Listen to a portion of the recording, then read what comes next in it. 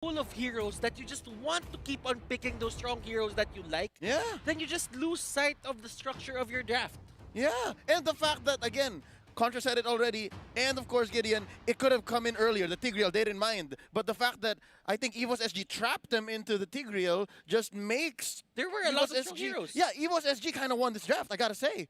Despite it being super risky having two marksmen. Yeah, and I just love how they are just stacking all these picks all the way through, and now we got our picks all locked in. We're going towards game one in this best of 3. Well, I would say that no draft is too particularly favored here. There's definitely, it's going to come down to execution because both drafts want to do the exact same thing. They want to scale towards the late game, and essentially they have a 50-50 on either side. It's who can pull it off better. I agree. They don't have this template that they have the stronger heroes. It's just that we want to play these heroes and we want to fight as early as possible.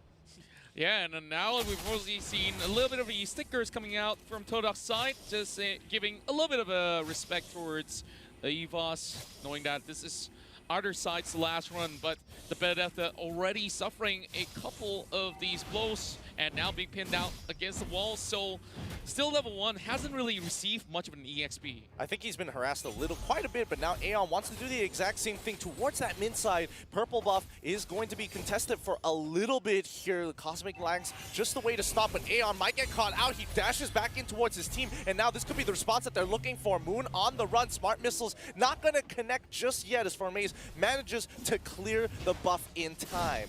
Sodo playing with fire, but he will be able to make it out alive, and yeah, things still looking to be on the clear. Both sides just challenging each other, trying to open up some possibilities, and well, Butters, you can see it. As we're seeing here, a lot of these teams take the silence very seriously. They have different takes on it. If they put a marksman there, some put tanks to go with them, to take care of them, and some don't. Looks like the dive might occur here on this side. Chiku has been pressured. E1 as well, taking quite a bit. Formaze needs to try and defend this, but he is the Hayabusa. He can't afford to be wasting his time down on bot side for too long. EVOS, they call it off. And great moves coming across the map.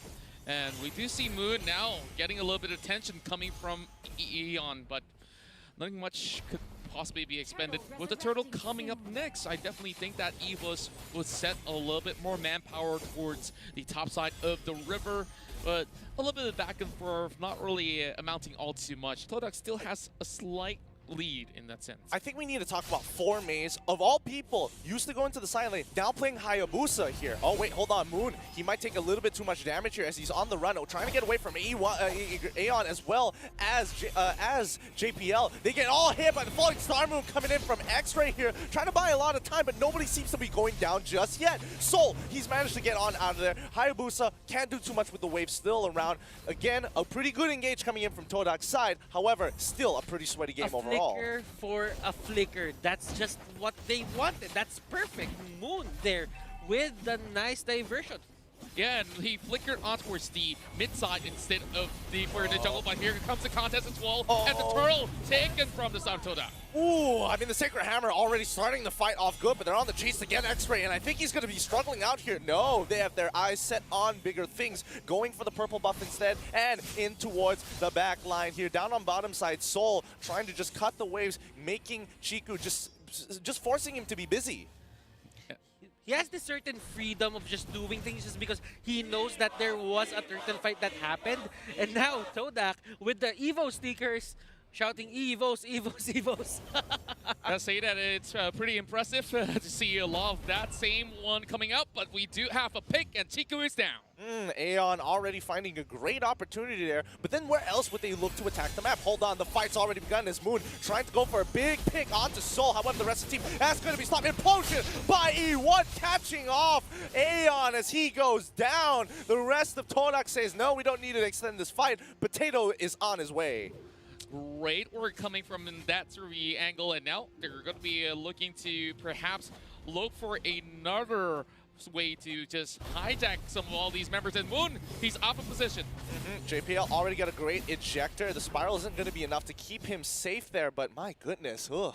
And that's fine, because if you don't get the steal on the buff, at least you got information. And that information led into Moon's pickoff. I mean, it's not even just about the pickoffs at this point. Like, where do they want to macro here? As they go up and towards the top side, they've already got the OK Shadow Kill onto Pokemon. Could this initiate a dive?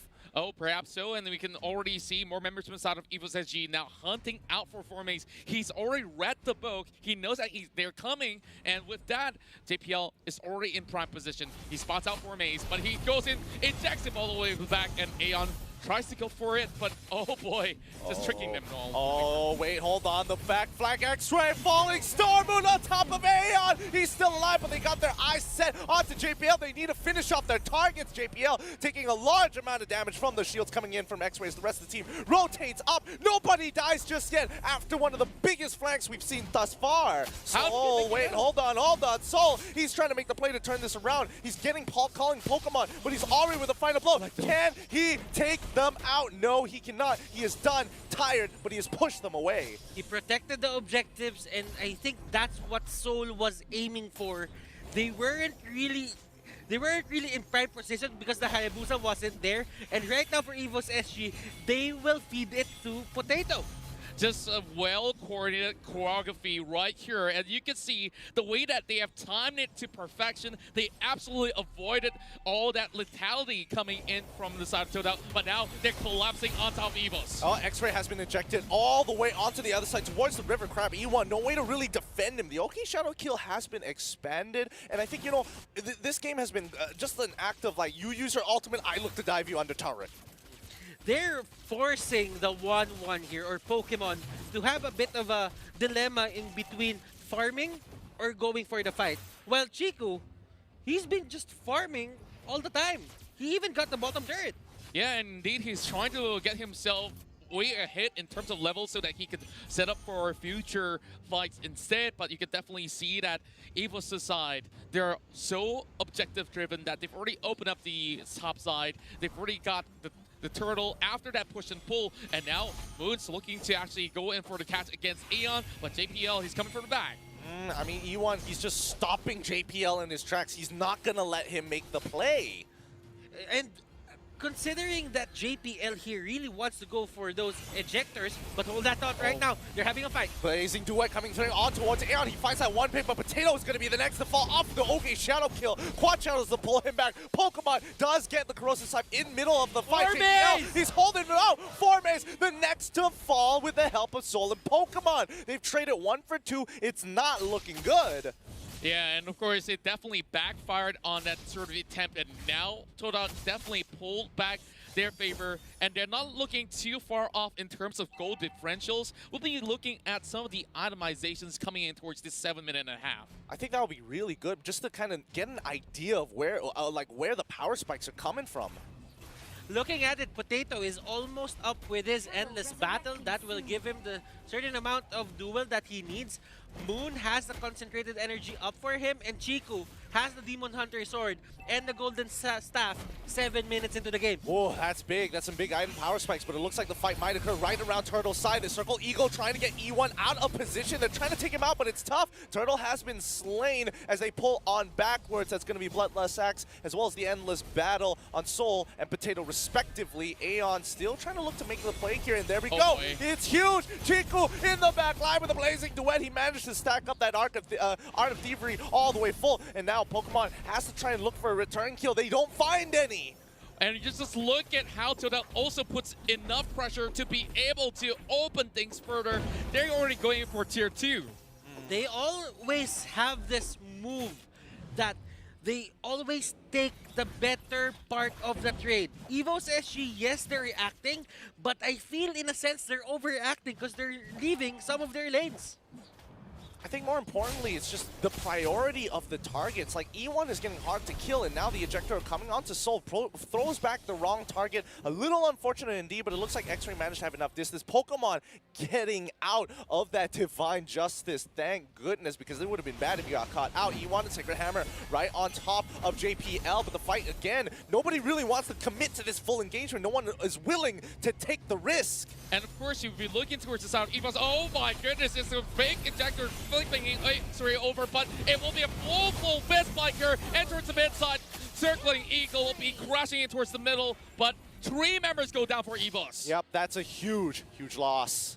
These two teams know each other really well. It's like they're reading a book. EVOS SG knows where Todak is coming from, while Todak can just pinpoint where EVOS SG is. This is so nasty because right now Todak, as you mentioned, Butters, this very much feels like muscle memory to them, and it looks like Todak really stepping up their game, realizing this feels like home ground. We've done this before, we've fought you many times, we know your habits, we know how to make the moves. Now that EVOS SG's going to be behind, it's going to be even tougher for Potato to be activated and towards that sort of the hyper carry that they want it to be. Just look at the items here. Yes, after that turtle, they did get the endless battle and such, but it's so hard to even stand still at that sort of spot to be able to go in for those pickups. And Todak walks away scot-free many of these times. But you really can't count out EVOS SG because, you know, as they say, 2 marksmen are better than 1. As they say. That's true. I mean, I'm not gonna lie. That is good advice for a lot of people. But coming here 4K behind, like, how are they gonna catch up from this? Pokemon, he's going to start the not really gonna start, but he's gonna poke him out a little bit. Well, speaking of pokes here, there's going to be a little bit of tickle towards the Lord. Formate's already tanking many of the hits, as Soul has already scouted out that they are on a push and pull as they have baited the rest of the Tigers here into perhaps a den that they have already set up as a bait. Very reactive here, EVOS SG. They're being forced to just go to where Todak is, and look at this! Oh no, they've already caught him out. The Blazing Duet once again off of the combination of the implosion, but it's not gonna be on the final. Falling Star Move captures 4 people. Potato, he's just trying to bail out of there. Aeon, he needs to pull them back in. Todak, they find another 2-for-1 trade. And we are hearing the players screaming at the back. They're really hyped for this, and they really just want to get the win. The Lord is now open for Todak, and I think this is going to be uncontested. The Malaysian side definitely ecstatic about this news, as you can definitely see they are in the driver's seat right now, and they are forcing the side of EVOS SG to go a lot more defensive on that Benedetta. Yeah, I don't think they have a choice anymore. I think they've lost so many trades. It's 7K ahead, and now, JPL tries to go in, but it gets hit by the Blazing Duet as well as the Imperial Justice. No options. I can literally hear Chiku shouting in the background. They are very happy with the position that they are in. That was a tank, by the way. That was a jawhead tank. Oh my goodness, the damage output from Chico is just way too high. Wait, let's see his oh my goodness, you're absolutely right. He isn't itemizing towards it. He's trying to get a little bit greedy here. Yeah, I feel like this is definitely going to bite them even much further here. But X-Ray, they're just moving right past this hurts. And with the Lord coming up top, they are opening the bomb side as well. Yeah, I mean, the inhibitors now being pressured by currently by Todak here. They want to get that tier 2 as well, but again, not exactly getting too much off of it just yet. No way to crack it open until the Lord shows up. But you know what? They don't, EVOS SG, they don't have the wave clear as much. They only have Electro Final Blow, and that's it. Oh, the dive's being set up.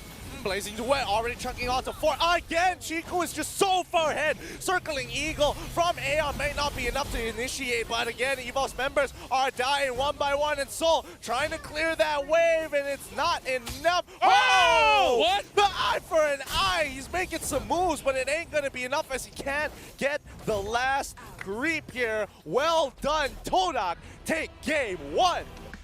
What a Todak. first game. Master